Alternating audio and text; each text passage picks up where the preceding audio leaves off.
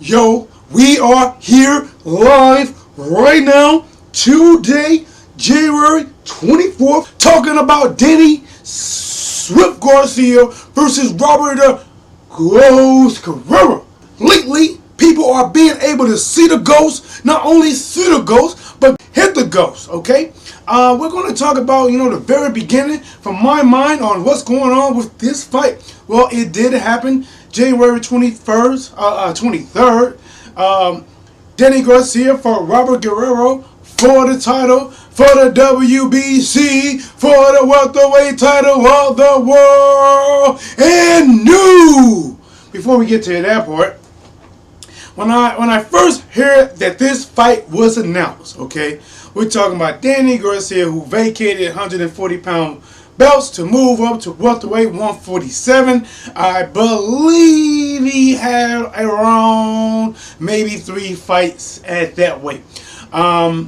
He fought some very good opponents. He upset it, and my eyes were upset when he beat Amir Khan.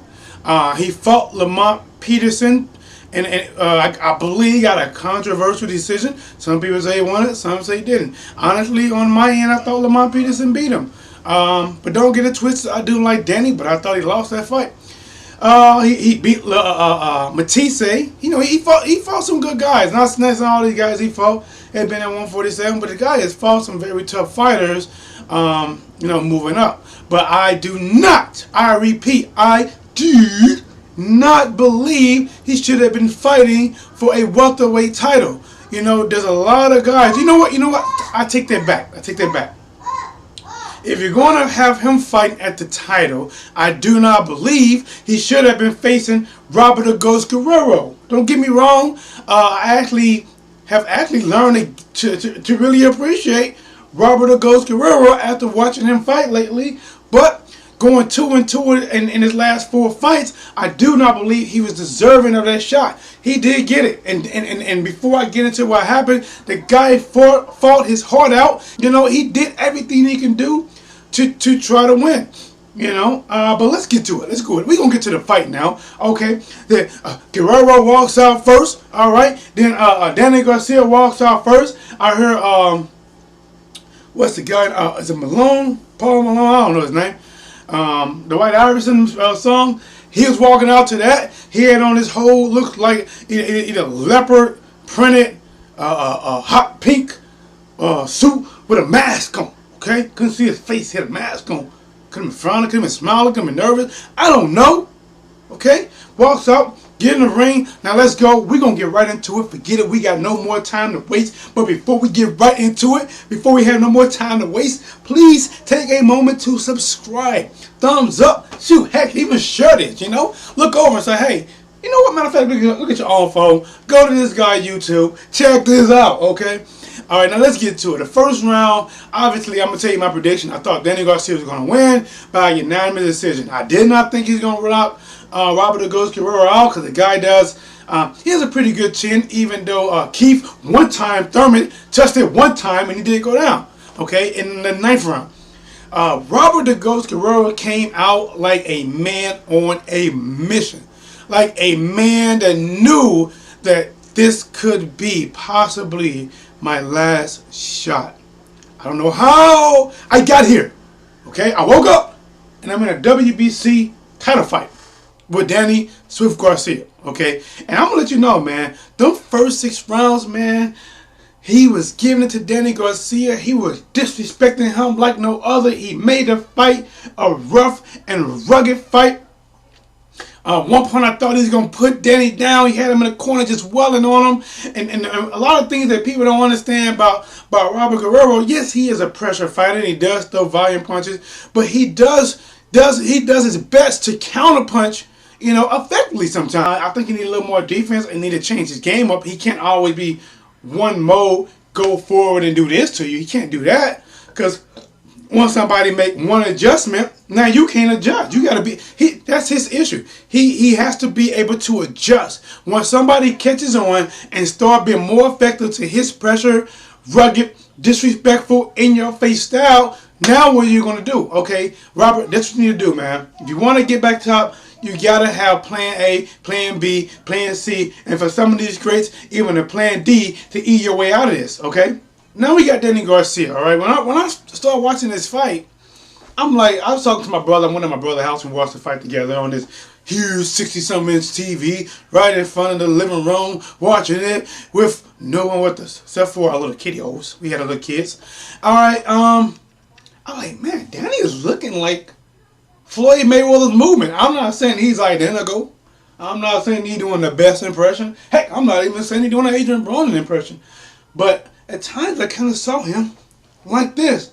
Or that little pot shot and then roll under. Or the little hit. And you know how Mayweather sometimes he scoots back out the way like this. Like he'll hit you and he'll move. Or he'll do a check left hook coming in. Or lead with it. I saw some of those things from Danny that I like, hey, they watched Floyd Mayweather versus Robert Guerrero. Not just live when it happened. Not just once to study it. But hey, I think he had that plan in his sleep because he done a lot of moves. And once he started doing more of that in the second half, not making it a grudge war, and he started doing more pot shotting, landing more effective punches, I thought he done a whole lot better that second half. Now, let's get to it. This was a 12 round fight for the title. The WBC, the welterweight champion of the world. And new. Before we get to that part, I thought at the end of 12, I'm not going to lie, I thought Robert Guerrero, I was talking to my bro like, man, I thought it was closer than what they had, honestly. I really had like, man, this round 11, round 12 can really determine who the winner is. I thought, not Guerrero, but Danny Garcia took the 11th, and I thought Robert Guerrero came out in that 12th like a man on a mission. I don't know if Danny was trying to survive the first minute and 30 seconds, or 2 minutes of it, whatever it was, or was he punched out, or was Guerrero just that effective that he couldn't really get off. Towards the end of the last round, he started throwing more punches. And what we got at the end, what we will love almost at the end of every fight, we got Danny the Swift Garcia versus Robert the Ghost Guerrero. They going toe to toe. They trading punches. Ha ha ha ha ha ha. We got Gotti and Ward all over again. We got Pacquiao and Marquez all over again. Into the bill, and it sounds Guerrero hits his chest. He know he won the fight. Then they go and see him smiling like, yeah, that was a heck of a fight. You got to give me some love after this. Now in the new, with all the scorecards reading exactly the same. 116 to 112, and new welterweight WBC champion of the world, Danny Swift Garcia. Boom. Now, where does he go from here? Oh my gosh. Well, before we talk about where he's going, let me give you my thoughts on his overall performance. Yes, he did win. But man, compared to the Sean Porters, the Keith Thurmans, the American, the Gale Brooks, I mean, I'm not sure if he's on those, level. Yes, he beat Amir Khan, a while back. I think Amir Khan has improved. And I thought when he did beat Amir Khan, he caught him with a very good punch that Amir Khan could never recover from. Now, Amir Khan has improved, but the chin, I don't know about that. I doubt it. I don't think that never improves. You got to improve when I get hit in there more. But I don't know. I see what Keith Thurman did to Guerrero. Don't get me wrong. Each fighter is different. I think Danny actually showed me that he can box a little better than what I even thought he could. I knew he can box a little, but it seemed like he's most of the time in one gear. He may go to two a little bit, but more in one gear. He's a little stiff. He got to get out of that stiffness.